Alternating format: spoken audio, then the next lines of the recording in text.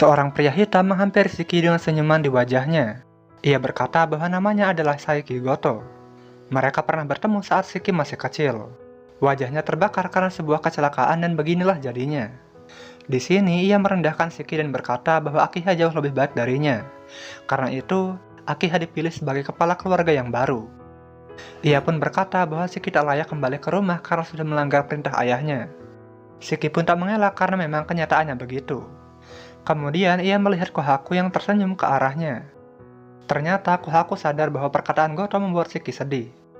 Akiha-samaのご用事がお済みになりましたので、執務室においでください。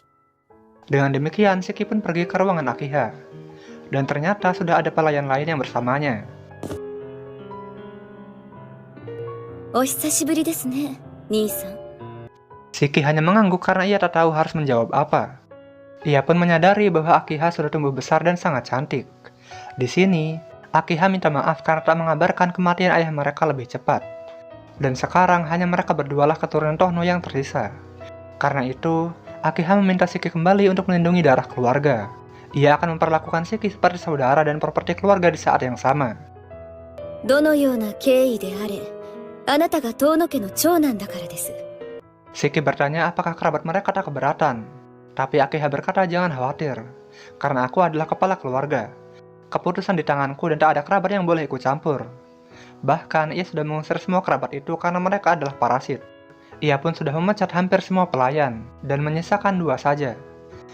お前、屋敷に居候してる親戚全員追い出したのか。ああ、もういいから、私なんかの心配は結構です。そんなことより、兄さんはこれからのご自分の生活を案じてください。 Ia pun memanggil seorang pelayan yang sangat sopan. Namanya adalah Hisui dan ia akan menjadi pelayan pribadi Shiki. この子は翡翠、うちの使用人です。これから兄さん付きの次女にしますが、お部屋にご案内いたします、四季様。